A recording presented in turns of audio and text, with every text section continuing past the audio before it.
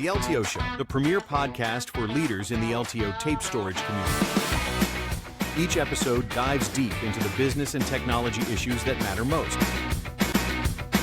The LTO Show keeps you informed and inspired.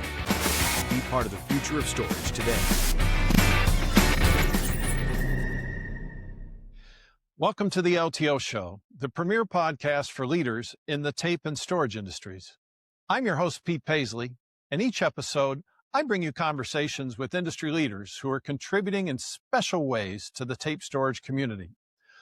Our goal is to deliver fresh insights into the business case for LTO tape storage, and today we're exploring one of tape's most critical applications, preserving the media and entertainment industry's explosive content growth. I'm thrilled to welcome Tom Coughlin, CEO of Coughlin Associates, a leading analyst firm that's been tracking storage technology trends in this industry for years. Tom recently completed a comprehensive survey of the media and entertainment sector, and his results reveal some fascinating insights about how production facilities, from corporate video producers to Hollywood studios, how they're managing their storage challenges. Here's what we're covering today. Tom will walk us through the current landscape of storage technologies being used. Hard drives pushing towards 100 terabytes with HAMR technology. LTO 10 tape now at 40 terabytes native capacity with a roadmap to potentially reach 1 petabyte cartridges in the 2030s. And some wild emerging optical technologies that could reshape archiving as well. We'll dive into Tom's survey results showing that LTO represents over 85% of the magnetic tape being used for long-term archival in media and entertainment. We'll also break down the economics. Storing a petabyte for 20 years costs about $780,000 with hard drives versus just $234,000 with LTO tape. That's a significant cost savings. We'll also explore the pain points these facilities face. 35% have over 2,000 hours of content to archive. 57% are growing at more than 6% annually. And they're dealing with everything from standard definition all the way up to 16K resolution content. The data volumes are staggering, and the need for cost-effective long-term preservation has never been greater. Tom brings decades of storage industry expertise and hard data to back up what many of us already know. LTO tape isn't just legacy technology, it's the smart economic choice for long-term archiving at scale. We're very pleased to have Tom Coughlin from Coughlin Associates on the LTO Show, and he's here to discuss his most recent survey on data storage in the media and entertainment sector, and the results include some valuable insights on tape storage. Tom, welcome to the show. Thanks, Pete.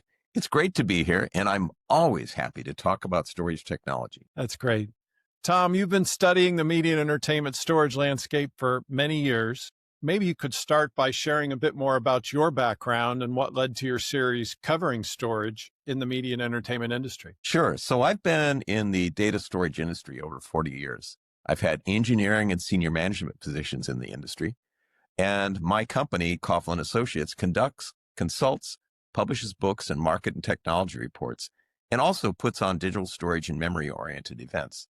I'm a regular contributor for Forbes.com and also media and entertainment organization websites writing about storage.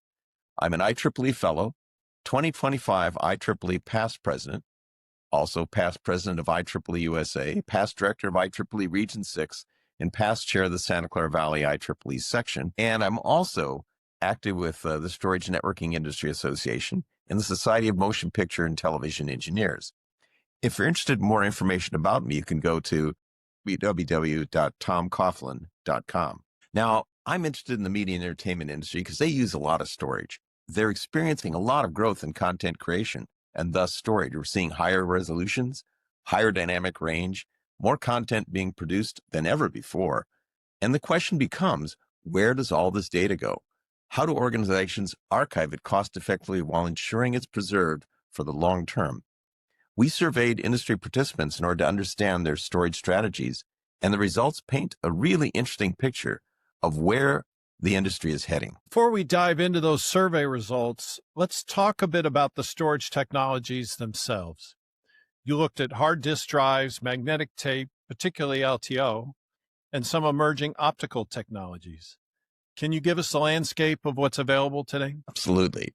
So let's start with disk drives, since they're what most people are familiar with. These are sophisticated electromechanical devices.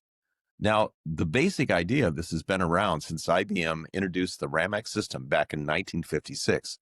Today's hard disk drives are available up to about 36 terabytes of storage capacity, and we're seeing some exciting developments in this technology.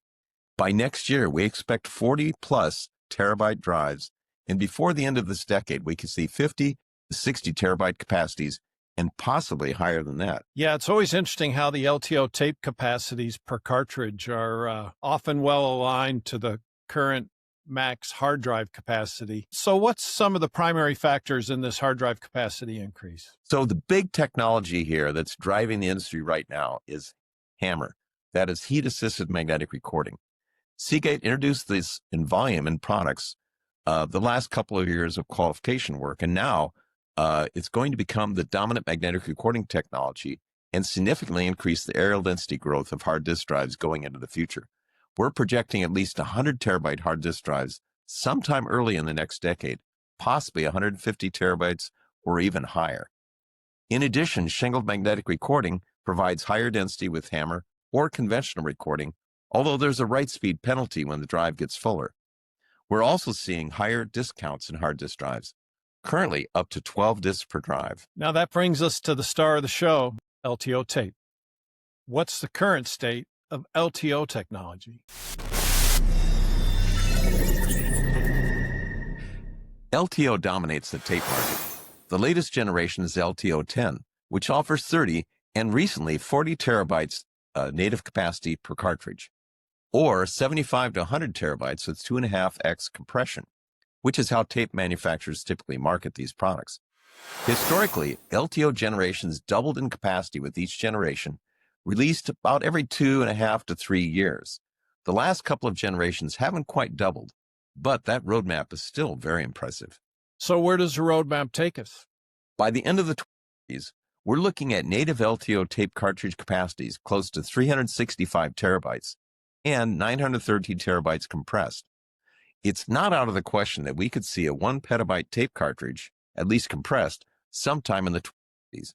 And I should mention, IBM also sells enterprise tape that currently has 50 terabyte native capacity per cartridge. So there are options beyond LTO as well.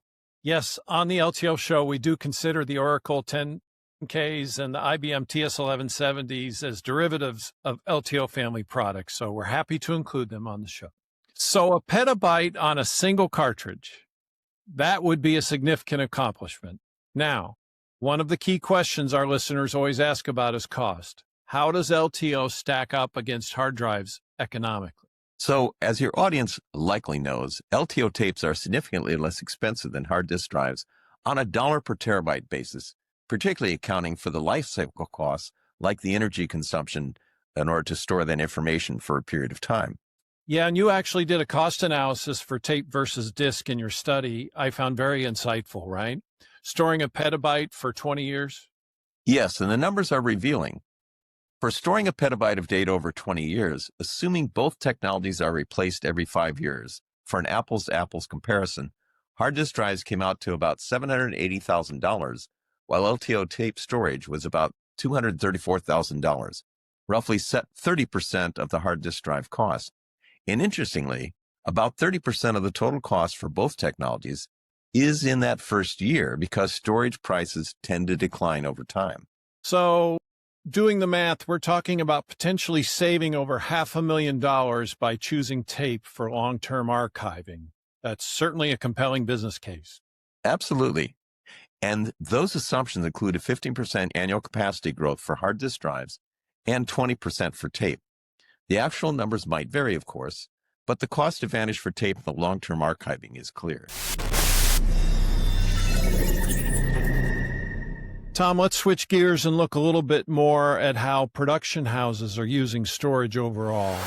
So let's talk about who you actually surveyed for your study, what types of facilities participated, and what kind of content they're producing. So We surveyed production facilities ranging from mid-sized operations with 101 to 500 people, all the way up to some much larger organizations. These represent a real cross-section of the media and entertainment industry. And what's fascinating is the incredible diversity of content that they're creating. So we weren't just talking to Hollywood studios here, right? No, not at all. The types of video content these facilities reported working on, and many are producing multiple types, of course, include TV episodes, government and corporate video, social media content, feature films, short films, commercials, and trailers, television broadcasts, webcasts, games, and several other categories as well. It's really the full spectrum of modern media production. Yeah, that is a wide range. I imagine a facility producing social media content has very different storage needs than one working on feature films. Absolutely. And here's where it gets interesting. One of the major drivers we're seeing across all these facility types is the push towards higher resolution. People want more immersive experiences, and that's driving resolution up dramatically. We're seeing everything from standard definition all the way up to 8K ultra high definition content. And some facilities are even working with 16K and even higher resolutions. 16K must generate some massive file sizes. The pixel counts are huge. When you compare standard definition to 8K ultra high definition, you're looking at exponentially more pixels, and 16K takes that even further. Each jump in resolution means significantly more data to capture, process, and ultimately archive. But here's the good news. While resolutions are going up, the cost of both making high resolution content and storing it is gradually coming down. I see. So these facilities, whether they're producing corporate videos or feature films, are all dealing with this resolution challenge. Exactly. It's different types of content have different requirements, but the actual data rate and storage capacity can vary. It depends upon additional parameters like specialized compression algorithms, color coding schemes, bit depth, and frame rates. A corporate video producer might be working in 4K with standard compression, while a feature film facility could be working in 8K or higher with minimal compression to preserve quality for post-production work. So that's where LTO tape becomes critical for these diverse facilities. They all need cost-effective, long-term archiving, regardless of whether they're producing commercials or blockbuster films. Precisely. Whether you're a government agency archiving corporate communications or a studio preserving feature films, the economics of tape storage makes sense.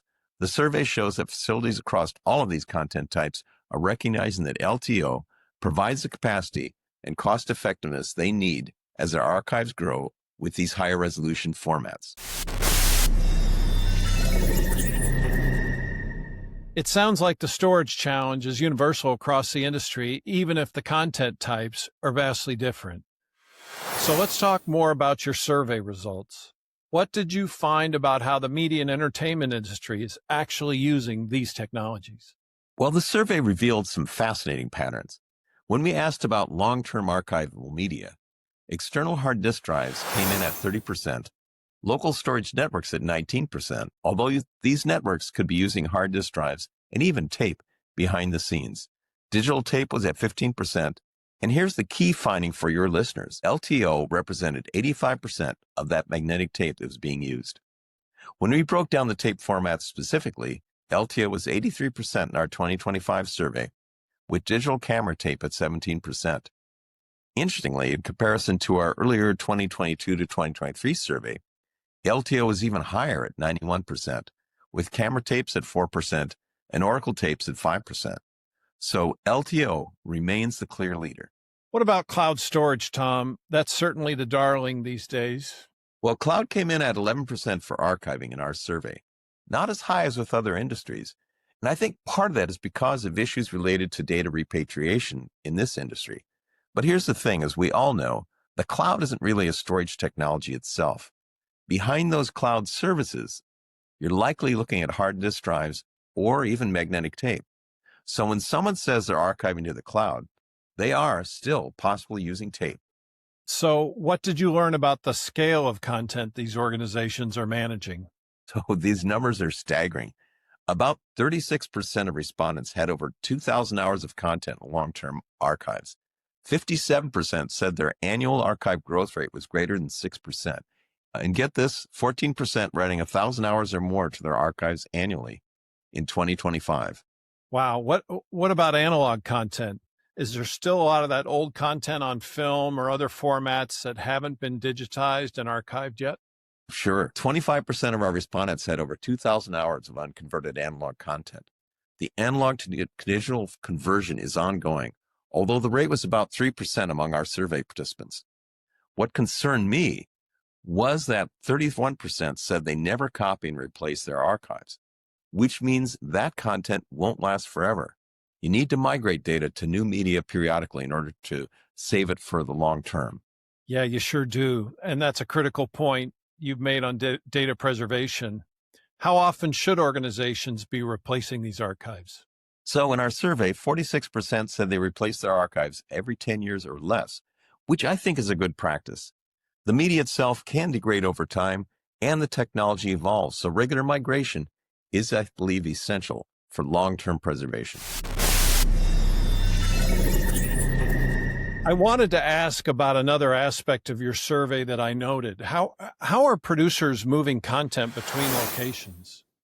Are they using hard drives and tape to ship archived content to each other? So hard disk drive distribution was the next highest method at 23% after internet distribution in our survey. People are actually physically shipping hard drives to distribute content. This is still common in the industry. Really? In 2025, we're still FedExing hard drives around. Absolutely. Think about it. If you need to move massive amounts of high-resolution content, especially uncompressed or lightly compressed footage, sometimes it's faster and more reliable to ship a physical drive than to try to upload terabytes over the internet. There's an old saying in the industry, never underestimate the bandwidth of a station wagon full of tapes. Well, it's hard drives too, but the principle still holds. Yeah, that's funny. So what about the remaining distribution methods? So the rest is spread between flash memory like USB drives or portable SSDs, optical discs, and still LTO or other magnetic tape for certain applications. Each has its use case depending on the content type, the urgency, and the destination it's shipping to. So the distribution landscape is really a mix of cutting-edge streaming technology and the good old-fashioned physical media being shipped around. Appears so. Before we wrap up, I want to touch on some emerging technologies you mentioned. There are some pretty wild optical storage technologies in development right now, right, Tom? Well, yes. It's really interesting too. This archive space suddenly has all this excitement around it. So Sony and Panasonic had their Blu-ray optical archive roadmap that they put out several years ago. At the time, they were projecting up to 1 terabyte capacities using layers of Brightline optical media. They got up to 500 terabytes shipping, and I think it's still shipping in China. But it seems like that one is kind of not a lot going on right now. But there's a company called Photonics working on multi-layer optical discs that could reach 7 to 10 terabytes. They project by the 20s. There's a company called Optera out of Australia that wants to make multi-terabyte optical discs using something called optical hole burning. And then there are some more exotic technologies in a way. For instance, Microsoft's Project Silica and also a startup called S-Photonics are using quartz crystals to store data in the volume of the crystal. And just an aside is that I believe that I heard this was the inspiration for the optical crystals that were used to in the latest Mission Impossible movie. And there's also Cerebite, which uses ceramic coatings with QR code-like data patterns for storing archived information. Could these optical technologies challenge tape's dominance in archiving? It's possible. These new archiving technologies could replace or supplement magnetic tape, possibly by the 20s. But tape has a proven track record, a clear roadmap, and that compelling cost advantage we discussed earlier. LTO isn't standing still, basically. It's continuing to evolve. So I think we'll likely see a mix of technologies with organizations choosing based on their specific needs. Yeah, and what about the impact of AI on storage requirements? I mean, that's a whole nother discussion, but it sure seems like it could be very significant. Absolutely, Pete. AI, I think, will have a huge impact that we're just beginning to understand. In particular, in the media and entertainment industry, the content creation, editing, post-production, special effects, all of these could require massive amounts of data generation. Plus, in general, AI models have to be trained on something, which means we have to store enormous data sets. And even save those data sets for later, plus log files and other things.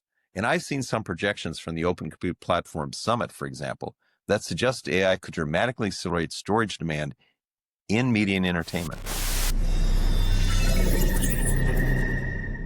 So the future looks bright for storage in general, and LTO specifically seems well positioned for that long-term archival role.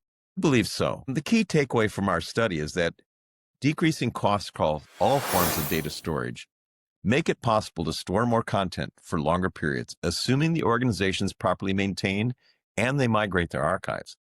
Flash is dominant for content creation. Hard disk drives play a crucial role in nearline storage and network systems. And LTO tape remains the most cost-effective and widely used current solution for long-term archiving at scale. Tom, this has been very informative. For our listeners who want to dive deeper into your research, where can they find more information? Well, they can reach out to my company, Coughlin Associates, and the website is at https://tomcoughlin.com, Coughlin. We publish regular reports on digital storage technology trends, including the media and entertainment industry, and we're always analyzing and interested in where the industry is heading. Well, Tom, I've been a long-time reader of your reports, and I can only highly recommend them to our audience. It's been a fantastic session. Thank you so much for joining us on the LTO Show today. It's my pleasure, Pete. Thank you very much for having me join you. See you next time. I hope you enjoyed our conversation with Tom Coughlin today. His research is invaluable to those of us in the data protection industry, where he reminded us of important facts specific to media and entertainment. It's particularly helpful to get a fresh perspective on the TCO of long-term archive. And Tom gave us some interesting numbers. Storing a petabyte of data for 20 years costs about $780,000 with hard disk versus just $234,000 with LTO tape. And I want to highlight another critical point from our session with Tom. 35% of survey respondents never copy and replace their archives. That's a recipe for data loss or other issues. Whether you're using tape, hard drives, or emerging optical technologies, these are opportunities to help users migrate their archives regularly, ideally every 10 years or less, to ensure long-term preservation. The media and entertainment industry is at an inflection point. Content creation is accelerating and resolutions are climbing, and AI is about to supercharge storage demand even further. Organizations that build smart archiving strategies now, hopefully leveraging LTO's cost advantages and proven reliability, will be positioned to preserve their valuable content for many decades to come. So thanks again to Tom Coughlin for joining us today and sharing his research and insights. We'll see you next time on the LTO Show. You've been watching the LTO Show. Thanks for joining us.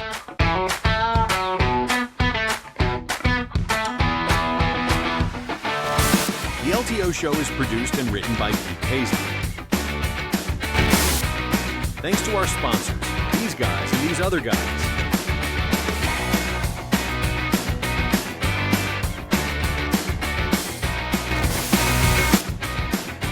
Don't miss our next episode coming soon. We feature industry leaders in data archiving that supports LTO storage.